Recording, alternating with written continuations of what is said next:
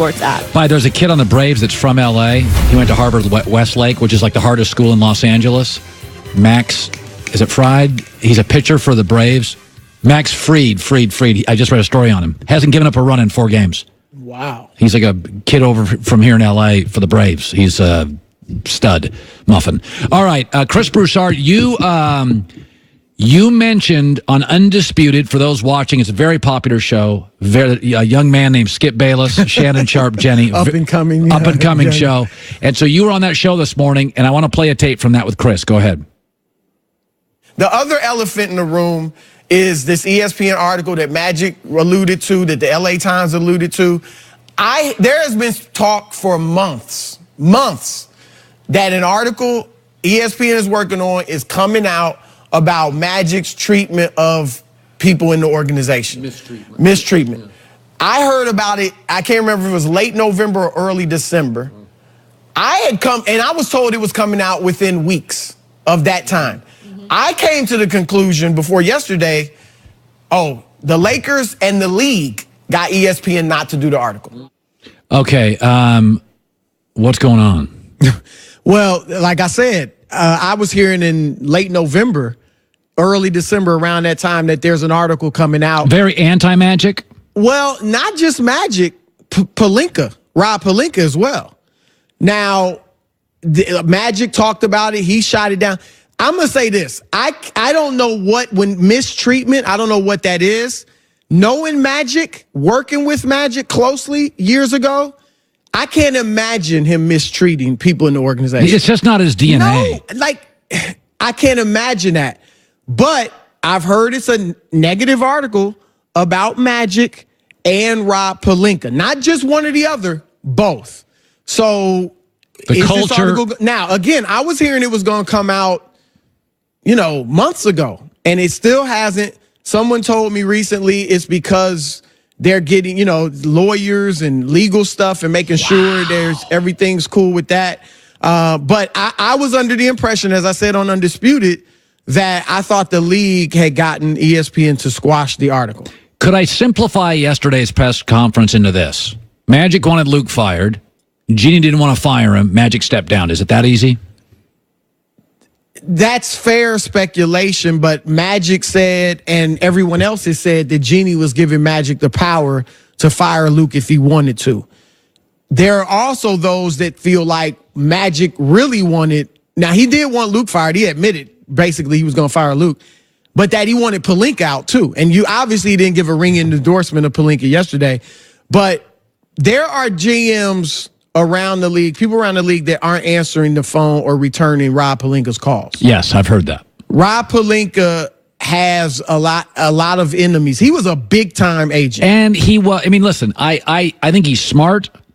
Smart people aren't always popular. I would say,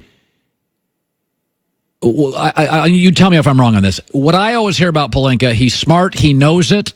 And Magic said backstabbing. He and Magic had a little bit of a falling out. Didn't really respect Magic's commitment. Is that fair? Well, yeah. So one person told me today that they said, look, the only problem with Magic was just he was never there. His commitment, it wasn't, again, I can't imagine Magic was not treating people well, but he just wasn't around. And this job, from the beginning, you knew he wasn't cut out for the grind of a president. You got to be in the office. You got to be on the phones. You have to be in the dingy gyms in Europe, the little gyms in collegiate America, recruiting or scouting these kids. And Magic Johnson, rightfully so, is too big for that. With his other businesses, with his persona, he's too big for that type of minutia that you have to do as a president. He should be an owner, the face, have people under him. Now, we can fault him for not having people under him who were going to take care of all that He stuff. wasn't close to Rob Pelinka before they worked with the Lakers. No. They weren't boys. And they weren't. And people tell you Rob was not shy in pointing out Magic's not here. Where's Magic today? Knowing he wasn't there and, just letting people know Magic's not around. I dealt with Rob Pelinka in the past. My dealings have been really good with Rob. Yeah, but you're a smart guy. He's a smart guy. Along. You weren't battling for the same people or space. Right. Look, Rob was not an agent. He was a big time agent. He had Kevin Durant. He had Dwight. Not Dwight. He had Kobe Bryant and James Harden. Like, he stole players from other agents and had players stolen from him. So that's where some of the animosity with him and others, and even some people in the league, he had some differences with some executives. So Magic, but there's speculation too that Magic wanted Pelinka out, and because of her relationship with Kobe, Jeannie was not going to allow him to get rid of Rob Pelinka. Oh, now that's interesting. You can throw in the Luke thing. Like, I do think Magic was going to be given the right to fire Luke. I'm going to take him at his word on that. But look, and Magic, another thing, Magic has not been criticized a lot in his life, at least his professional life. He's gotten hammered. He doesn't like criticism. Right. And the times he's gotten criticized, when he coached the Lakers, he quit. And they lost 10 straight. He got out. Right? The talk show. Got out. And then this. And so, and if I'm Magic Johnson, am I going to sit here and be criticized? And, Colin, have my basketball intelligence questioned? Now, it's right to, people have criticized him for some of the things he said, but he's looking at it like, when he's talked about how we didn't need shooters and we want to build playmakers around LeBron. I watched every playoff game last year and it was the teams with shooters that lost. People were mocking Magic for saying that. People were criticizing him. And so Magic is saying, do I have to take this? Now, the criticism was fair because, you do need to put shooters around LeBron. But from his standpoint, he's like, I can't, he can't deal with that. Okay, fork in the road time. Build it around LeBron, Ty Lue, David Griffin, get Anthony Davis, or Celtics moved off veterans, got picks. Clippers moved off Lob City, they're in the playoffs. Warriors moved off Monte Ellis for Steph. There's a fork in the road. What do you choose? I'm all in with LeBron. Okay. I'm all in with LeBron. That's not the wrong answer. Right. I'm not, that's a real answer. I've got 3 years left. Yes. Because the notion of let's go young, in most cases, doesn't work. I can point to a few teams recently. Golden State built through the draft, went young with Steph and Clay. Oklahoma City, before they lost KD. They got KD, James Harden, Russ in the draft. The Philadelphia 76ers now, although they missed on a lot. Jahlil Okafor, Nerlens Noel. They had about 4 whiffs. Markelle Fultz. Yeah, they whiffed on a lot of picks. Right. They just happened to get 2 great players in Simmons and Embiid. But Sacramento, Detroit tried it 7 straight years in the lottery. Now we go back and get Blake Griffin. Orlando, where are they at? Phoenix. We'll see with these young guys. But Sacramento, like this notion that let's just go young and in 4 years we'll be great. No, most times it doesn't work. So you've got a great player. That makes it easier. Look, it's going to be tough for him to get a free agent. But if you get, even if it's just a Jimmy Butler, even if it's just a DeMarcus Cousins. Well, no, I don't like DeMarcus Cousins. If you get Jimmy Butler, I buy your sales pitch. Okay, with LeBron, you can't, I'm now legit. You can't say your sales pitch can't include if you get Boogie Cousins because I'm slamming the door on that sales pitch. Boogie's about to win a championship. Oh, no. If your sales pitch. Now, by the way, I agree with you. You would build it all in on LeBron. Yes. Right. Okay, because LeBron's still a top 5 player in the league. Right. On some nights, he's number 2. 3, Giannis, KD. I'd still build around LeBron. I would go all in on LeBron. That's my belief today. It does come with this caveat, though. Major injury next year, maybe I made the wrong move, but I think I'd go with it. Life doesn't come without risk. Nobody wins big. You got to be in the game, have skin in the game to win the game. Right. And the risk is, oh, crap.